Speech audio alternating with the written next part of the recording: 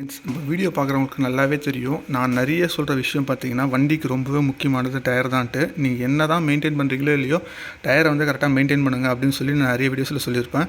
இது இல்லாமல் வந்து நான் அடிஷ்னலாக இன்னொரு விஷயமா சொல்லியிருப்பேன். இந்த சியட் டயரு, அதுக்கப்புறம் வந்து பார்த்திங்கன்னா இந்த அப்போலோ டயர்லாம் யூஸ் பண்ணாதீங்கன்னு நான் நிறைய வாட்டி வீடியோவில் சொல்லியிருப்பேன். நிறைய பேர் கமெண்ட்டும் பண்ணியிருந்தீங்க.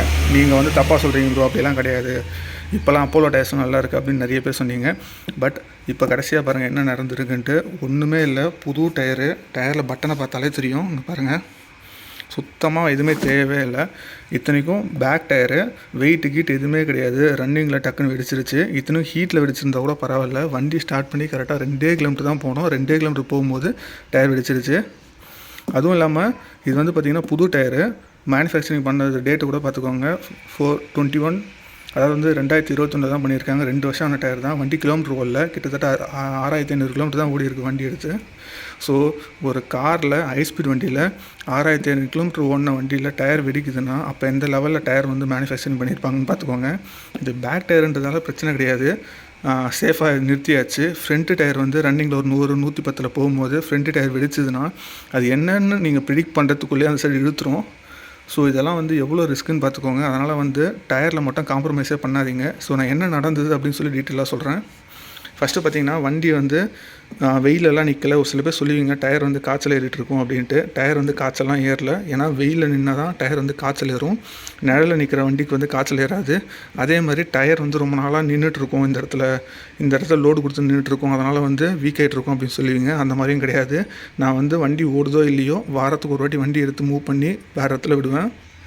ஸோ டயருக்கு வந்து லோடு கொடுக்கறதுக்குலாம் வந்து இங்கே வாய்ப்பே கிடையாது. நான் அந்தளவுக்கு வந்து கேர்லெஸ்ஸாலாம் இருக்க மாட்டேன். அதே மாதிரி இன்னொருத்தர் சொல்லுவீங்க ஓவர் ப்ரெஷராக இருந்திருக்கும் ப்ரோ, அதனால் வெடிச்சிருச்சு அப்படின்னீங்க. அப்படிலாம் கிடையாது. கரெக்டாக 35 தான் வச்சுருந்தேன் PSI. கம்பெனி ரெக்கமெண்டட் வந்து பார்த்திங்கன்னா லோடு இல்லாதப்போ 33, லோடு அதிகமாக இருக்கும்போது 38. நம்ம வந்து எப்படி ஓட்டுவோம்னு தெரியாது, அதனால் வந்து 35 வந்து ஆவரேஜ், எல்லாருமே தான் வைப்பாங்க.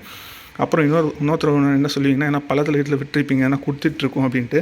குத்தனா இந்த இடத்துல தான் வெடிக்குமே தவிர இந்த இடத்துல வெடிக்காது. இங்கேருந்து தான் கிராக் விட்டுருக்கு, நல்லா பார்த்தீங்கன்னாலே தெரியும்.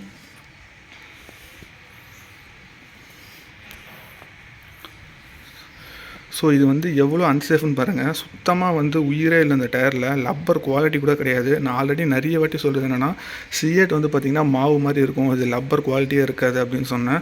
பட் ஆனால் ஒரு காருக்கே இந்த நிலமன்னா ஒரு 2 வீலர் எடுத்துக்கோங்க, சரி வேறு வேறு எக்ஸாம்பிளுக்கு எடுத்துக்கோங்க. இப்போ கார் ஃபுல்லாக லோடு இருக்குது, ஒரு ஹை ஸ்பீடில் ஒரு 100-110 போகிறோம். அப்போ சடனாக ஃப்ரண்ட் டயர் வெடிச்சிருச்சுன்னா நினச்சி பாருங்கள் நிலமையை. அப்புறம் போயிட்டு நம்ம எவ்வளோ செலவு பண்ணி வண்டி வாங்கி என்ன பிரயோஜனம்.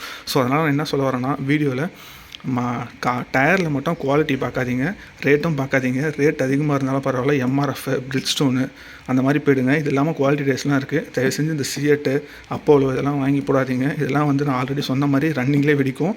இது ஒரு எக்ஸாம்பிள் தான். இதுக்கப்புறம் வந்து நிறைய பேர் சொல்லுவீங்க, இல்லை ப்ரோ இது உங்களுக்கு நடந்ததால் எல்லாருக்கும் நடக்காது அப்படின்ட்டு. பட் நான் என்ன சொல்ல வரேன்னா, ஒருத்தருக்கு நடந்தது வந்து ரொம்ப சிம்பிளாக எடுத்துக்காதீங்க. இது யாருக்குன்னா நடக்கலாம். இது வந்து காம்ப்ரமைஸ் பண்ணுற விஷயம் கிடையாது. சரி, நான் ஸ்டெப்னி மாட்டின வீடியோலாம் காட்டல, ஸ்டெப்னியோட நிலைமை காட்டுறேன் பாருங்கள். ஸோ இதுதான் ஸ்டெப்னி. அதில் போட்டிருக்குது பாருங்களேன், மேக்ஸிமம் 120 கிலோமீட்டர். அது இல்லாமல் வந்து இந்த ஸ்டெப்னியோட சைஸ் பார்த்தீங்கன்னா R15. இதுவே அந்த டயரோட சைஸ் பார்த்தீங்கன்னா R16. இவனுங்க காஸ்ட் கட்டிங் பண்ணுறன்றதுக்காக 1 இன்ச்சு கம்மியாகவும் கொடுத்துட்றாங்க. ஸோ நம்ம இந்த டயரை வந்து ரெகுலராகவும் யூஸ் பண்ண முடியாது. ஜஸ்ட் ஒரு எமர்ஜென்சிக்கு ஒரு 100 கிலோமீட்டர் அந்த மாதிரி தான் யூஸ் பண்ண முடியும். ஏன்னா அதிகமாக யூஸ் பண்ணிங்கன்னா அலைன்மெண்ட் பிரச்சனை வந்துடும். ஏன்னா எல்லாமே பார்த்தீங்கன்னா R16, இது மட்டும் பார்த்தீங்கன்னா R15. ஸோ வந்து பார்த்திங்கன்னா டவுன் ஆன மாதிரி தான் போகும். இதில் பாருங்கள் குட்டியர் டயர் கொடுத்துருக்காங்க. ஸோ நான் என்ன சொல்கிறேன்னா, கம்பெனியில் வந்து மேனுஃபேக்சரிங் பண்ணும்போதே ஒரு நல்ல டயராக கொடுத்தா கஸ்டமர் வந்து கொஞ்சம் ஹாப்பியாக இருப்பாங்க. ஒரு புது வண்டி வாங்கி இந்த மாதிரி வந்து ரன்னிங்கில் டயர் வெடிக்குது அப்படின்றதுலாம் ரொம்ப கஷ்டமான விஷயம்.